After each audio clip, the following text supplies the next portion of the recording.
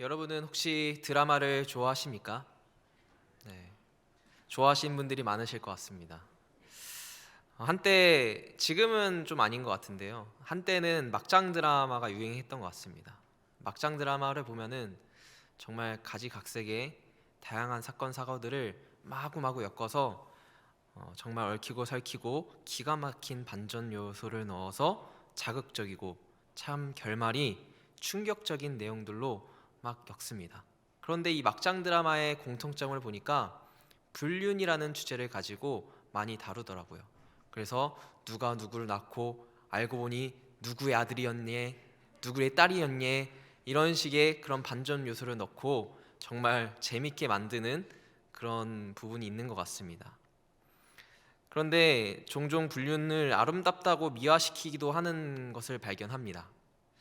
아내도 사랑하고 또 다른 사람들도 사랑하는 그것을 굉장하게 아름답게 미화시키는 경우가 있다는 것이죠. 그게 진짜 사랑인 것 마냥 보여주죠. 어찌 보면 참 슬픈 일입니다. 그런데 놀랍게도 바로 그런 현상이 누구에게도 일어났을까요?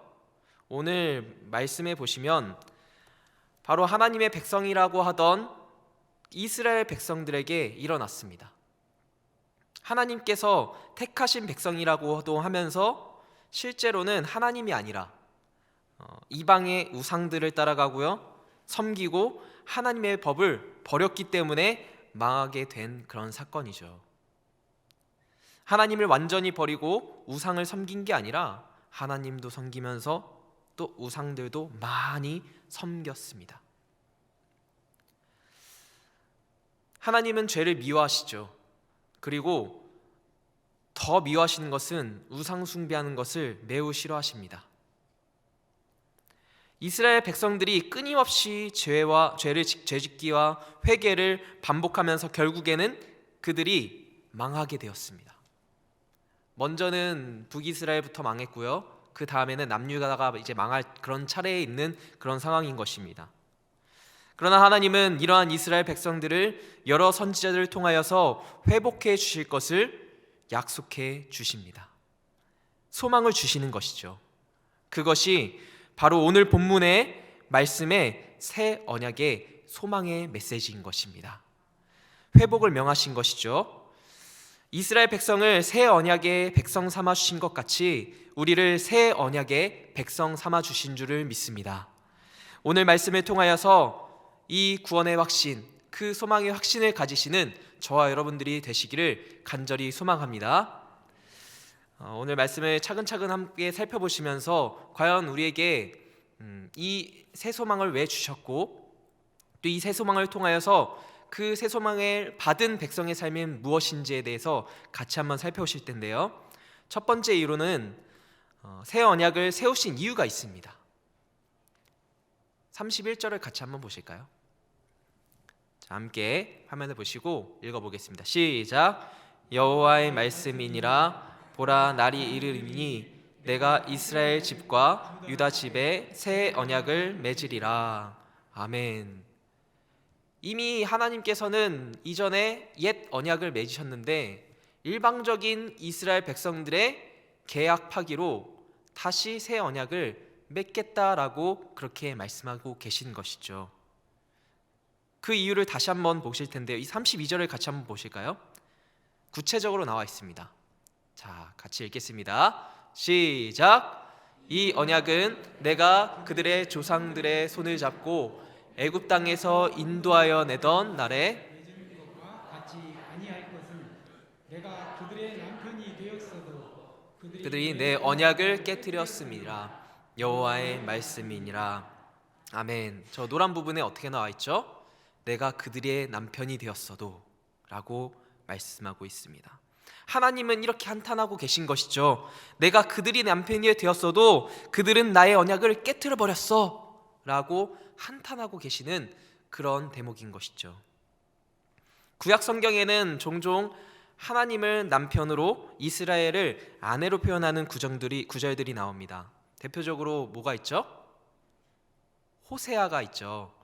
고멜을 아내로 삼고 그 고멜이 음란한 여인이라는 것을 소개합니다. 그런데 이 부부 사이의 관계를 이스라엘이 깨뜨렸다라고 말씀하고 계신 것이죠. 불륜을 저질렀다라는 그런 말씀인 것입니다. 남편을 두고 나가서 바람 피운 여인처럼 이스라엘은 남편이신 하나님을 버리고 나가서 온갖 우상 숭배를 저질러 버린 것입니다. 분명히 남편을 두고 있으면서도 나가서 불륜을 저질렀다라는 것이죠. 끊고 나간 것이 아닙니다. 결혼 관계에 있으면서 그 행동들을 저질러 버렸던 것이죠. 그래서 더 악한 것입니다. 호세아에게 하나님이 음란한 여인과 결혼하여서 자녀를 낳으라고 하셨는데 그것이 하나님의 마음을 보여주는 그런 대목인 것이죠. 이 고멜, 음란한 여인이 바로 이스라엘이라는 것입니다. 결국 이스라엘이 시내산에서 하나님과 맺었던 첫 언약이 깨어져 버린 것이죠. 하나님이 아니라 사람들이 일방적으로 깨버린 것입니다. 계약을 파기시켜 버린 것이죠. 여러분, 부부 중에는 한 사람이 바람이 피울 때 배우자는 물론이고 자녀들도 엄청나게 고통을 겪게 됩니다. 관계가 깨어지기 때문인 것이죠. 나중에 관계가 다시 회복되려면 엄청난 에너지와 시간이 들어갑니다. 그래도 회복이 잘 안 되죠. 왜냐하면 관계에 아주 치명적이기 때문인 것입니다. 그러면 그것이 단순히 이스라엘 백성들에게만 해당되는 이야기일까요? 바로 우리들의 이야기가 아닌가 싶습니다. 우리를 부르시고 우리와 관계를 맺으신 하나님과의 관계를 우리가 깨어버렸던 것이죠. 그럼에도 불구하고 하나님은 그냥 내쫓아 버리시지 아니하시고 관계를 정리하시지 않으셨다라는 것입니다. 놀랍게도 다시 기회를 주신다라는 것이지요. 이것이 바로 오늘 말씀에 나온 새 언약이라는 것입니다. 그래서 하나님은 깨어진 언약 대신에 새 언약을 세우시겠다라고 오늘 말씀에서 말씀하고 계신 것이죠. 여기에 보면은 언약이 두 가지가 등장을 합니다. 먼저는 옛 언약이입니다. 그러니까 하나님은 옛 언약을 이제 두 번 맺으셨는데요. 옛 언약과 새 언약이 있는 것이죠. 옛 언약은 일방적으로 깰 수가 있던 언약입니다. 그러나 새 언약은 깨트릴 수가 없는 그런 언약인 것이죠. 아무리 일방적으로 깨려고 해도 깰 수가 없는 것이 새 언약이라는 것입니다. 저는 이것이 하나님의 은혜이고 자비라고 믿고 생각하고 있습니다. 바로 이런 무조건적 용서가 새로운 언약 관계를 가능하게 하는 그런 기초가 되기 때문인 것이죠. 그리하여서 마침내 우리가 하나님 앞에 나아갈 수 있게 된 것입니다. 저는 종종 이런 질문을 하기도 하고 듣기도 하는데요. 제가 여러분들께 한번 질문을 드려보겠습니다. 한번 마음속으로 잘 생각해 보십시오. 만약에 여러분이 오늘 밤에 세상을 떠나도 천국에 들어갈 확신이 있으십니까?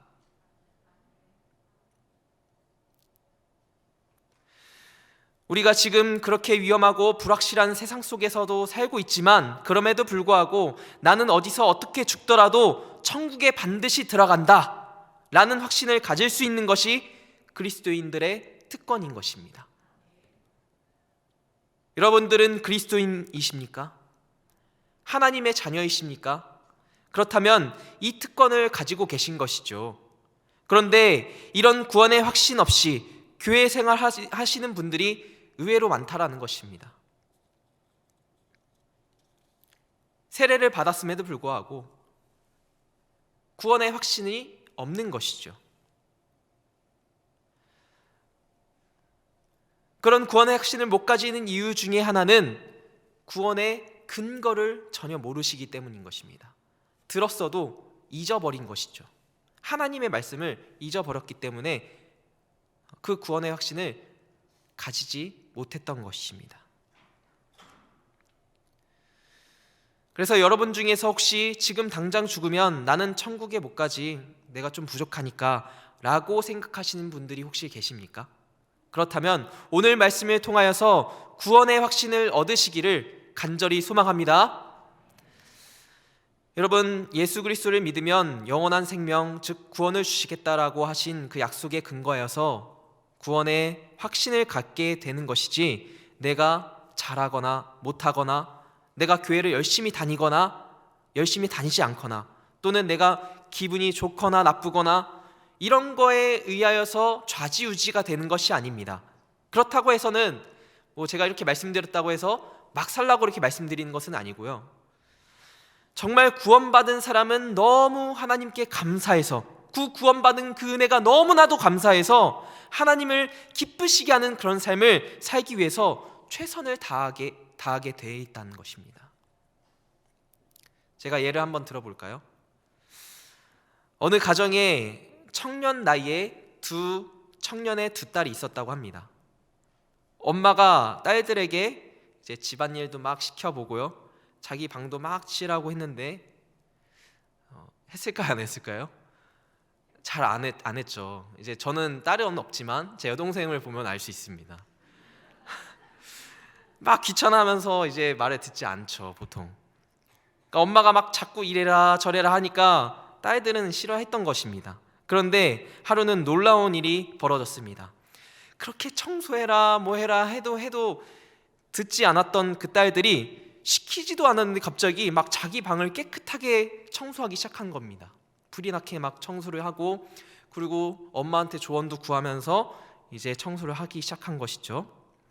무엇이 그들에게 이러한 변화를 가져다 주었을까요? 한번 생각해 보십시오. 무엇일까요?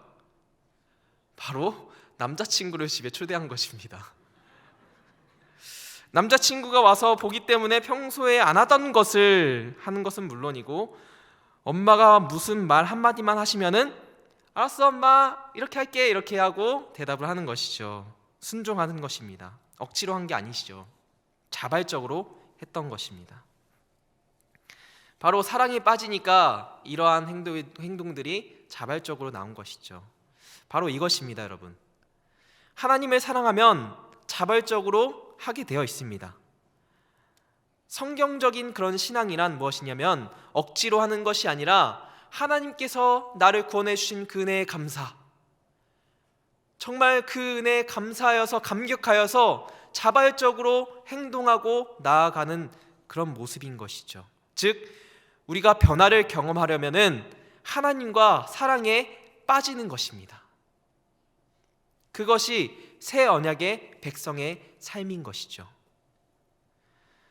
이제 다시 돌아와서요, 여러분, 이제 다시 새 언약과 옛 언약에 대해서 다룰 텐데요. 우리가 부동산이든 모든 계약을 맺을 때 계약이 두 개가 있을 때는 어떻게 해야 하죠?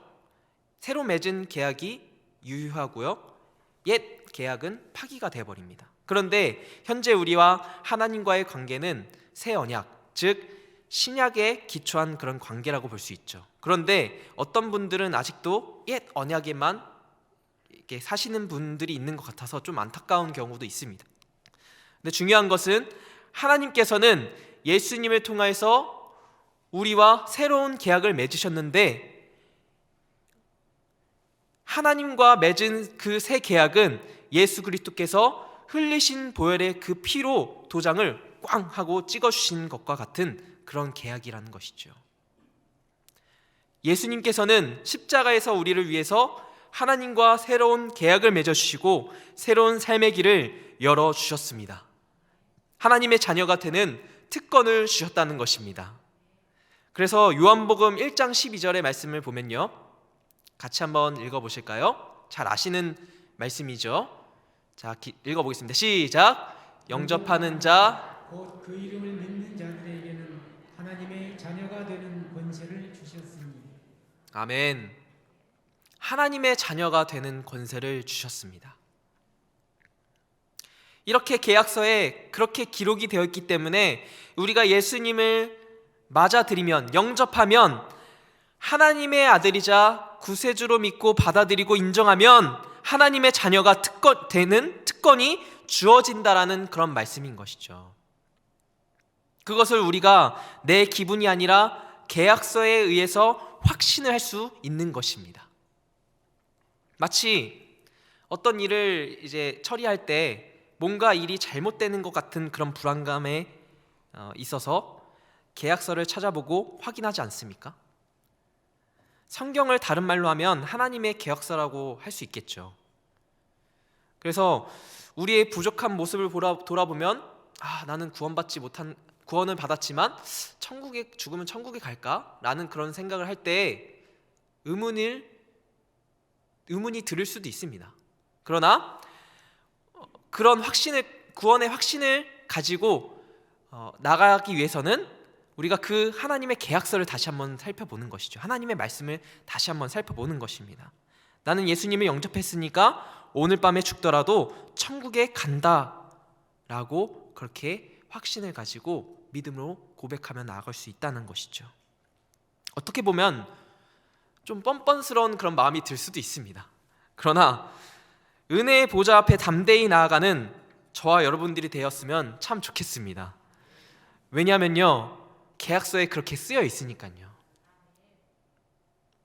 그렇다면 새로운 계약을 믿으면 우리가 어떻게 살아갈 수 있겠습니까?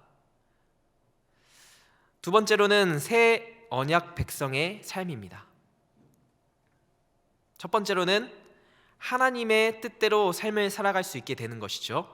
33절을 같이 한번 보실까요? 자, 함께 읽겠습니다. 시작.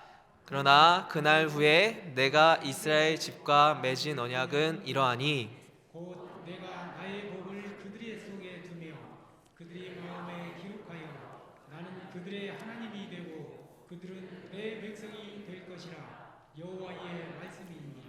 아멘. 옛 계약과 분명히 달라진 것이 있는데 기록되는 그런 판이 달라졌습니다. 과거에는 시내산에서는 하나님의 법을 돌판 위에 새겼고 그리고 양피지 같은 그런 가죽 같은 것에 새겼었죠. 그런데 오늘 말씀에 보니까 마음에 기록하여 라고 이렇게 표시가 되어 있습니다. 장로들과 제사장들은 그 언약법 조항들을 7년마다 온 백성들에게 큰 소리로 낭독하면서 백성들이 기억하고 그 말씀을 준수하도록 그렇게 명령을 했습니다.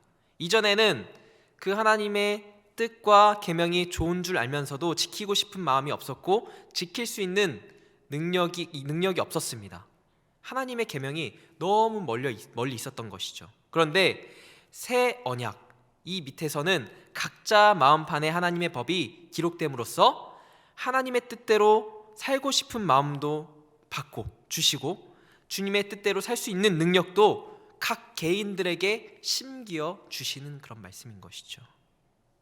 그렇게 됨으로써 마침내 하나님께서 우리와 계약을 체결하는 궁극적인 목적인 너희는 내 백성이 되고 나는 너희 하나님이 되는 그런 관계가 완벽하게 성취가 되는 것이지요.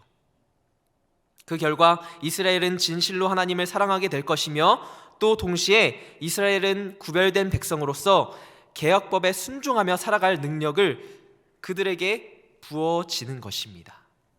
두 번째로는 하나님을 알 수 있게 되는 것입니다. 자, 34절의 말씀 같이 한번 보시겠습니다. 화면을 보시고요. 같이 읽겠습니다. 시작. 그들이 다시는 각기 이웃과 형제를 가르쳐 이르기를 너는 여호와를 알라 하시 아니하리니 이는 작은 자로부터 큰 자까지 다 나를 알기 때문이라. 내가 그들의 악행을 사하고 다시는 그 죄를 기억하지 아니하리라. 여호와의 말씀이니라. 아멘. 이는 작은 자로부터 큰 자까지 다 나를 알기 때문이라. 여기서 하나님을 안다는 것은 우리가 지식적으로 머리로 아는 것을 얘기하는 것이 아닙니다. 체험적인 그런 지식을 이야기하는 것이죠. 체험을 해봐서 안다라는 것을 말씀하고 있는 것입니다. 성경에서 특히 구약에서는 안다라는 그 단어를 야다라는 그런 단어로 표시하는데요. 부부가 서로 아는 그런 친밀한 관계를 의미하는 것이죠. 그러니까 하나님께서 남편 되시고 우리가 신부된 아내된 그런 관계를 이야기하는 것입니다. 그래서 친밀하게 가깝게 체험적으로 알게 될 것이라고 말씀하고 계신 것이죠.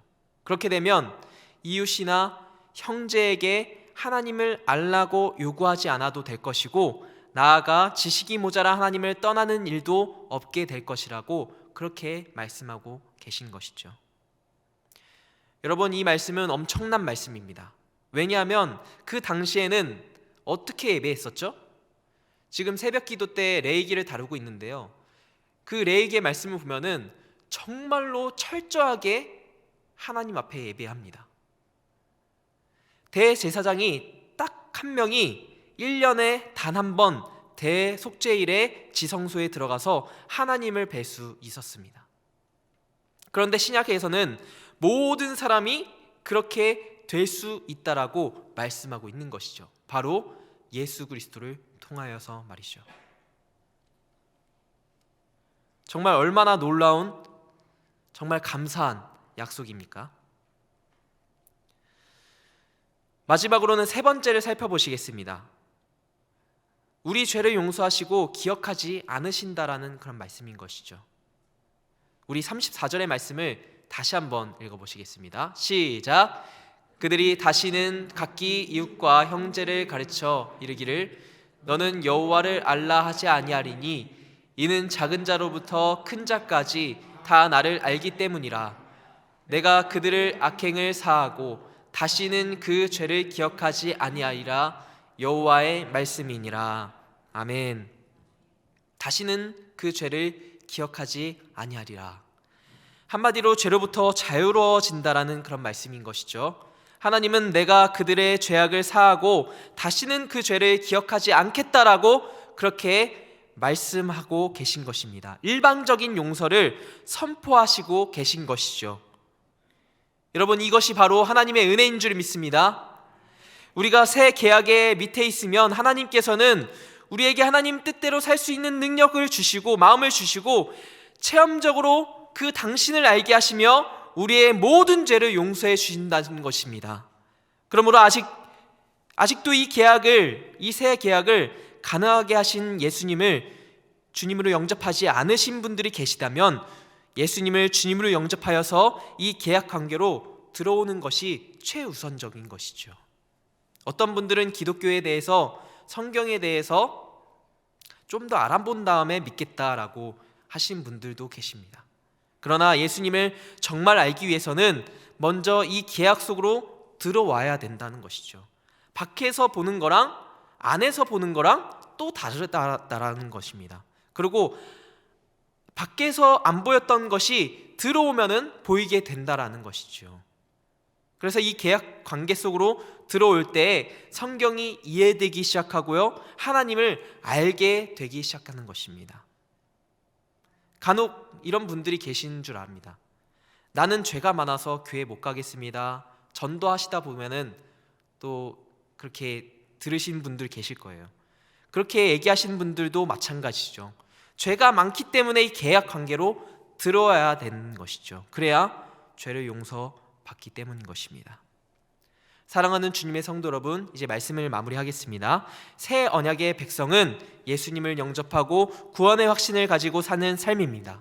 비록 이스라엘 백성들처럼 남편이 불륜을 저지른 것 같은 그런 죄를 범하였을지라도 예수님을 영접한다면 나의 죄를 용서하시고 다시는 죄를 기억하지 않는다라고 그렇게 약속하십니다. 새 언약을 믿고 의지하시는 저와 여러분들이 되시기를 간절히 소망합니다. 옛 언약에 매여 있으면 이 세상에서 살아남을 자가 누가 있겠습니까? 새 언약을 의지하십시오. 예수 그리스도를 믿고 그 믿음의 확신을 가지고 이 세상 가운데서 주님을 의지하여서 승리의 삶을 살아가시는 저와 여러분들이 되시기를 간절히 소망합니다.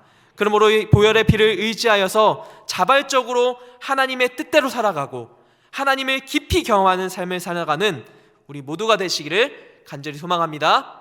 기도하겠습니다.